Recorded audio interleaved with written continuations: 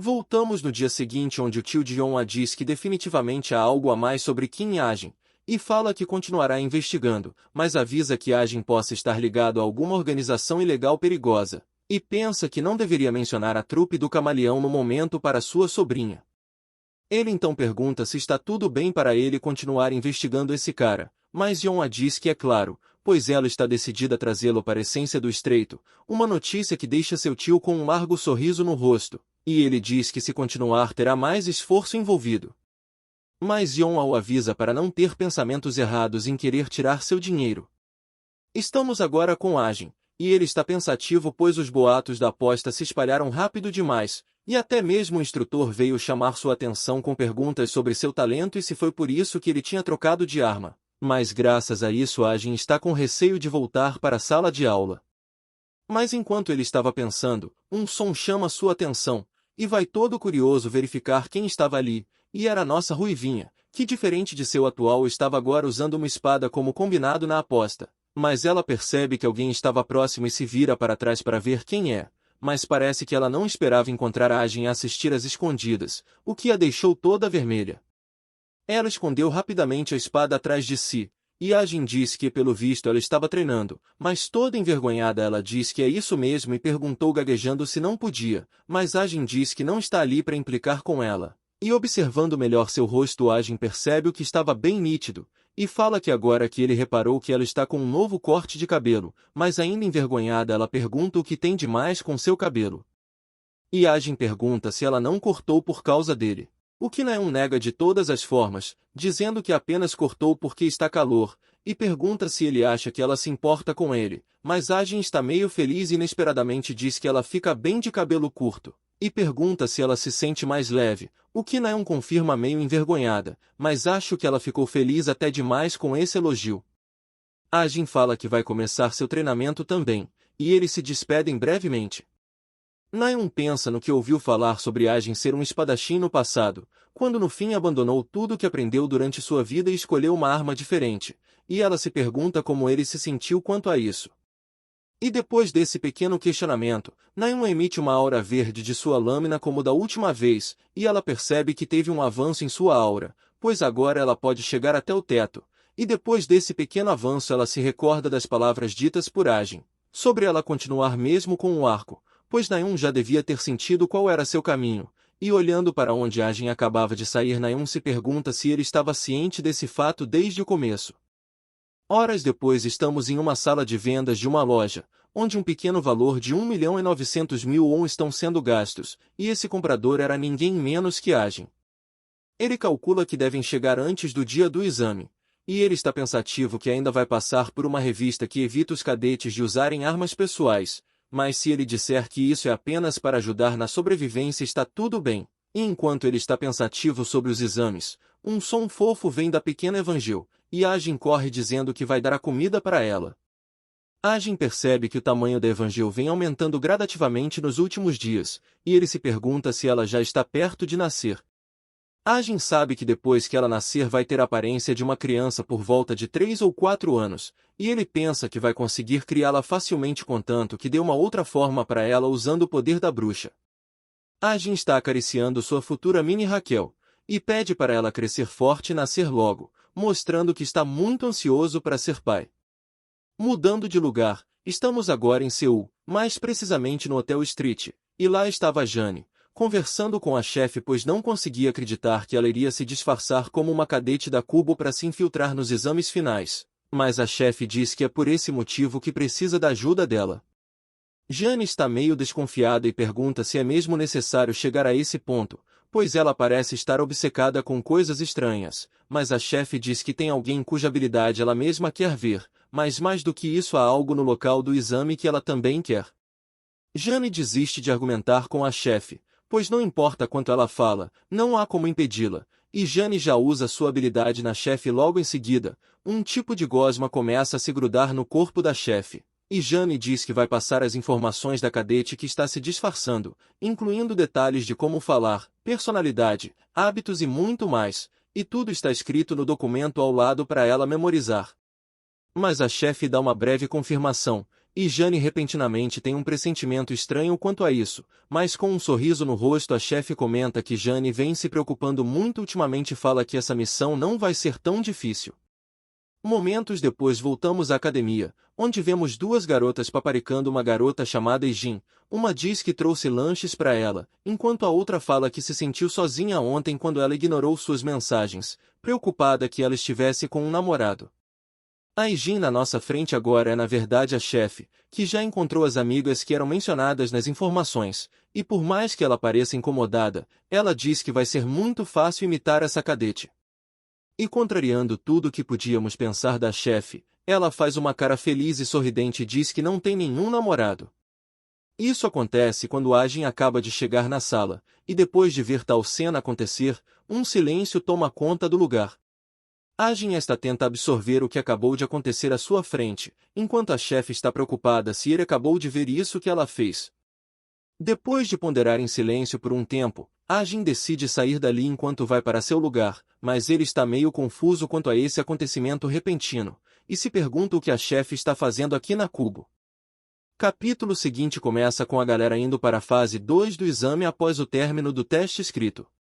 A chefe ainda estava se passando perfeitamente pela Ijin, enganando as amigas dela, e Ajin estava demonstrando certa preocupação quanto a ela ainda estar se passando por uma cadete na Cubo. Ele realmente não pensava que ela iria aparecer na Cubo após os exames semestrais, mas ainda assim, aqui está outra mudança na história original. Ele não sabe ao certo suas intenções, mas vai segui-la para conseguir alguns PH enquanto fica de olho nela. Mas o problema aqui é se ele vai ficar bem depois de fazer isso. Dias atrás, Ajin tentou conversar com ela como se fossem próximos, mas a única coisa que ele conseguiu com aquilo foi um refrigerante, que ele nem teve coragem de beber. Mas a única opção que Ajin conseguiu pensar é que ela deve estar aqui para avaliar tanto Sulio quanto John Wack mais de perto. O instrutor chama seus alunos e pede para todos escutarem bem, pois as regras do exame final são bem simples. O objetivo do teste é sobreviver na ilha durante 5 dias, e nesse meio tempo eles têm que obter pontos. Há várias maneiras de conseguir os pontos. A primeira é derrotar monstros na ilha. A segunda é tomar os pontos de outros cadetes. Logicamente também é possível trocar pontos entre si, mas também há uma terceira maneira, e essa é especial para os cadetes que desejam ter uma pontuação maior. Os cadetes podem obter 200 pontos ao conseguir um crachá de um instrutor, então estão livres para desafiá-los, mas parece que esse método é apenas para aqueles loucos de desafiar um herói profissional. Dito isso, o instrutor fala que vai deixá-los no local designado e pede para todos seguirem ele. Meio desanimados, os cadetes concordam. O navio para próximo à ilha enquanto os botes menores são usados para levar os cadetes até a encosta da ilha. E chegando lá a primeira coisa que Ajin faz é procurar por uma pessoa, e essa seria Raquel. Ele pergunta se ela não gostaria de participar do exame final com ele. Ajin pensa que não pode ser coincidência desembarcar com o mesmo grupo da Raquel, uma personagem principal. E a essa altura ele já analisou todas as mudanças criadas pelo coautor. Com o surgimento de um vilão, a personagem que está mais em perigo durante o exame é Raquel. Mas como já imaginávamos, Raquel o rejeita ao dizer que prefere ir sozinha. Mas Ajin já imaginava essa resposta. No entanto, ele já estava preparado. Ajin então apresenta seu relógio e diz que, por precaução, vai compartilhar a localização dele com ela, pensando que não vai deixar o coautor brincar com o cenário do jeito que ele quiser. Raquel então recebe a localização de Ajin já agradecendo, enquanto já se preparam para entrar na ilha. Olhando para dentro da floresta, podemos ver a silhueta de alguém se movendo cautelosamente, e a Seranayun que estava andando pela floresta dentro bem sozinha, quando um barulho chama sua atenção para as árvores e de lá um macaco vermelho aparece pronto para atacá-la. Mas parece que o de cima era apenas para despistá-la, pois um grupo maior deles veio por terra para atacar de uma vez. Mas para nossa deusa Ruivinha isso não era nenhum problema, pois com apenas um golpe ela cortou a todos como se fosse manteiga. Ela olha para trás resoluta de seu feito incrível, mas logo em seguida dá uma risada estranha com um ar sombrio em seu rosto, e ela grita se perguntando onde diabos ela estava, um grito forte que até mesmo os pássaros voaram de medo. Ela anda cabisbaixa enquanto diz que desde que chegou a essa ilha, ela não fez nada a não ser matar monstros sem parar, e se pergunta onde estariam os superiores ou os lugares para descansar. Ela pensa que se as coisas continuarem dessa maneira logo será a primeira a ser desclassificada, mas inesperadamente ela encontra uma luz que vem do meio dos arbustos e árvores à sua frente, iluminando todo o caminho. Ela começa a correr em direção ao lugar enquanto pensa que quanto mais ela se aproxima, mais forte fica o cheiro bom que ela está sentindo, e pensa que alguém deve ter conseguido suprimentos. Mas quando ela está prestes a agradecer por ter achado alguém, ela se depara com uma pessoa que ela não queria ver ali nesse momento, e era nosso incrível Ajin que estava sentado sem entender o que estava acontecendo, quando do nada Naeun grita o nome dele a plenos pulmões. Mas Ajin diz que ainda faltam 12 horas para os alunos poderem brigar entre si. Enquanto a carne estava fritando, Naeun pergunta como Ajin conseguiu tudo isso, mas ele responde que comprou por precaução tendo em vista a duração do exame, então ele deduziu o que iria precisar, e Naeun percebe que também deveria ter sido esperta para isso. Ela olha para Ajin enquanto está vermelha e o chama de sabichão, mas Ajin a olha de forma fixa, pois sabe o que ela quer, e por não dizer nada isso deixa Naeun bem irritada, até que por fim ele pergunta quantos pontos ela tem, e ela responde que agora tem 25. E Ajin já senta a facada ao pedir metade dos pontos em troca de comida. Mas com a barriga roncando ela pergunta se ele quer metade de seus pontos, mas se sentando ela diz um pouco relutante que aceita, e Ajin pergunta se ela não vai se importar em comer barriga de porco, mas mesmo assim Naeun fala que vai comer, pois em um lugar como esse ela não pode se dar ao luxo de escolher. Ajin estava vendo seu laptop, enquanto Naeun enche a barriga, pensativo que no final ele acabou encontrando Naeun em vez da Raquel, e Ajin pensa que isso significa que não houve mudanças na história. Ele começa a hackear os sistemas de segurança, tendo acesso aos sistemas de drones de vigilância. Agora ele podia ver tudo e todos que estavam sendo observados pelos drones, e após uma breve procura, Ajin finalmente acha o drone que está vigiando Raquel, e ela estava próxima a um grupo de outros alunos. Raquel se aproxima dos garotos de forma cautelosa mesmo que as lutas entre cadetes ainda não sejam permitidas, até que um dos outros caras do grupo pergunta se ela está ali para comprar suprimentos. Outro se intromete e diz que não há necessidade.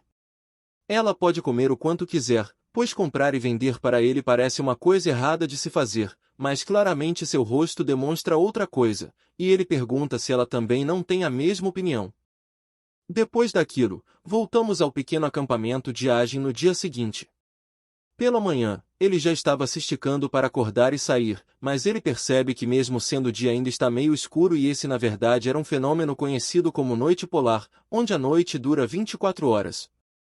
Olhando para o lado estava Naeun que continuava a dormir despreocupada de tudo, mas ao olhar pro lado tinha outra garota saltitante chamando sua atenção. A pequena Evangel ganha um pouco de carinho de Ajin enquanto ele pergunta se ela está com fome, e depois de pegá-la em sua mão ele pergunta como ela consegue ser tão fofinha. Ele a põe em seu bolso novamente e pede para ela esperar mais um pouquinho.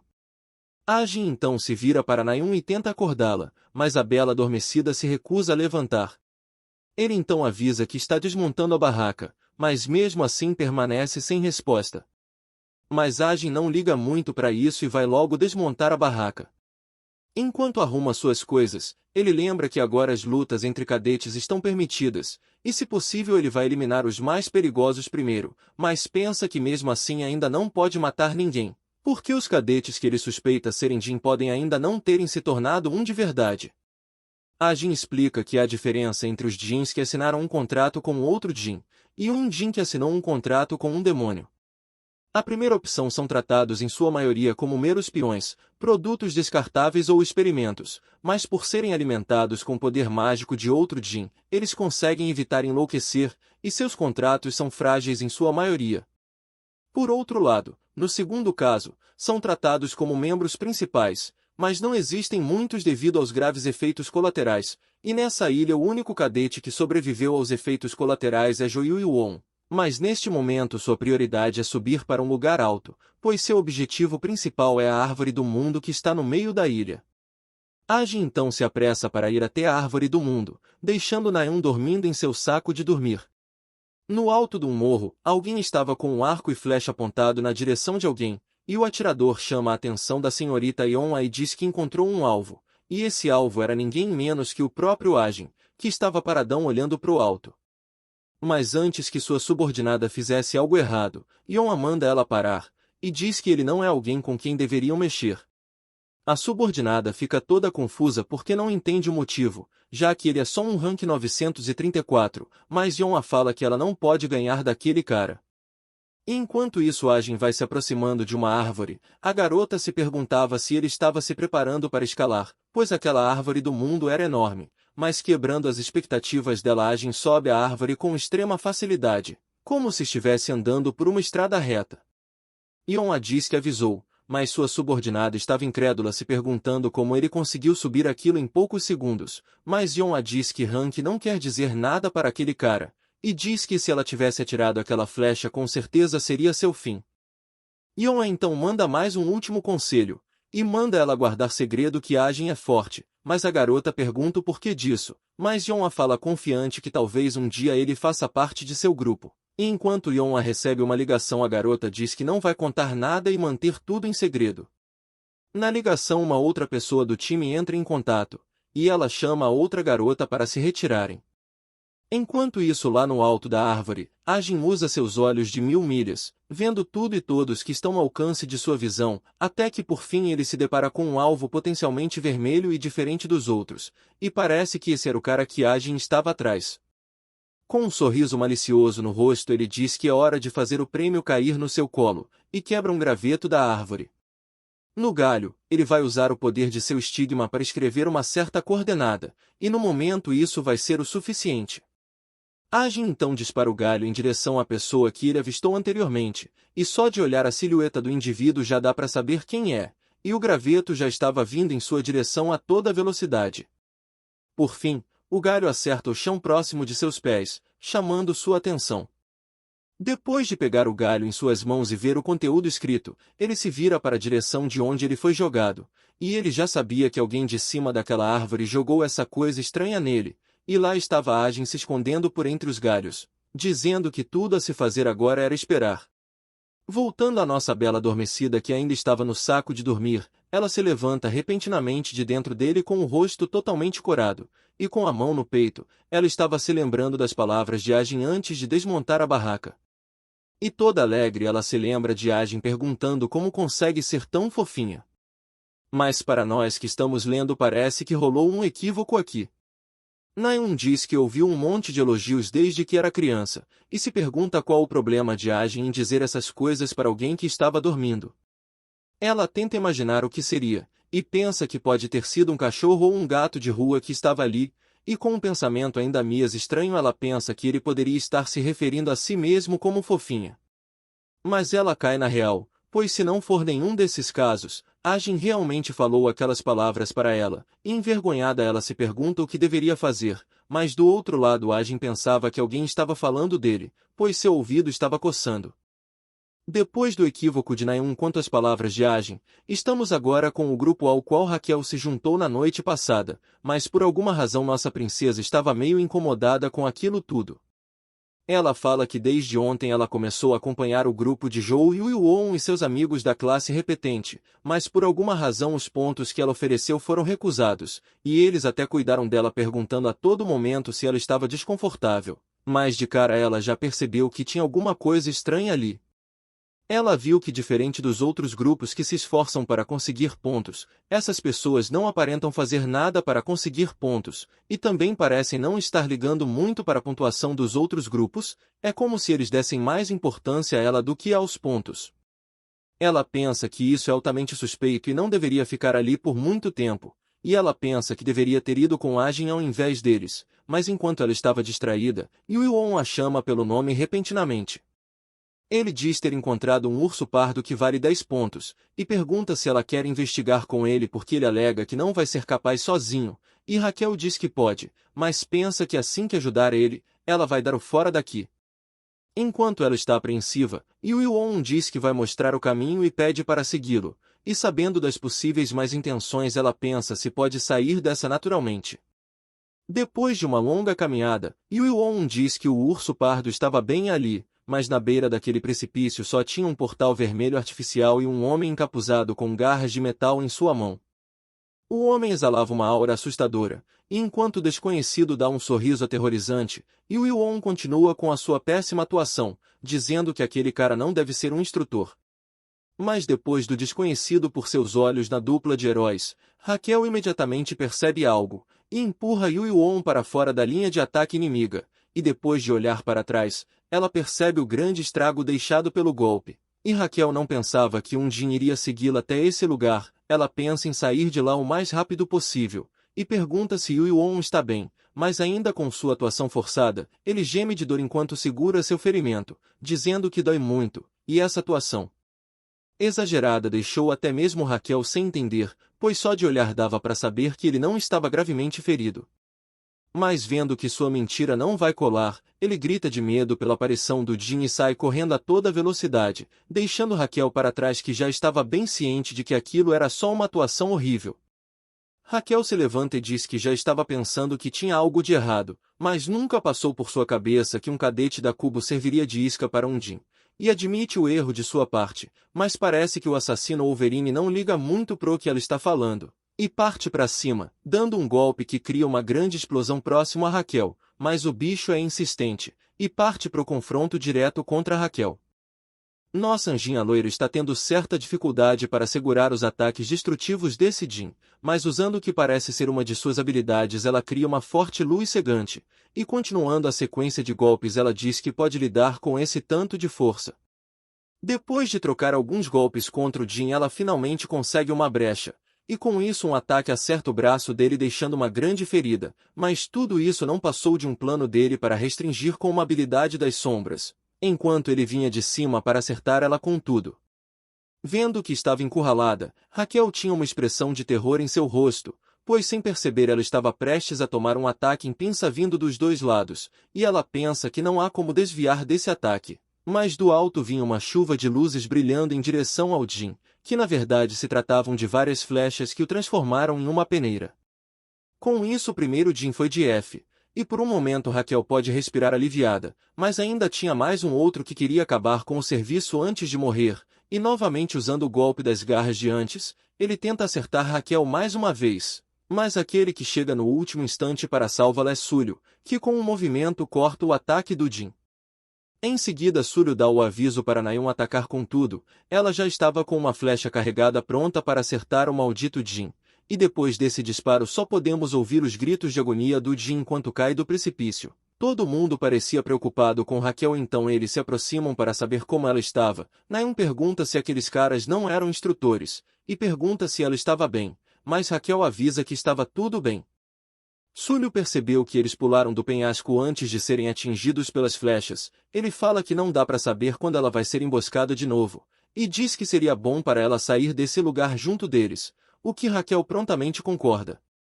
Depois daquilo nosso grupinho de protagonistas da novel segue seu caminho para um lugar mais seguro, e durante o trajeto Raquel percebe algo no chão que chama sua atenção. Ela se aproxima de uma moita para ver o que era o objeto brilhante, e para sua surpresa era uma bala de alto calibre, e ela pensa se o primeiro projétil na verdade não era um tiro da Naeun.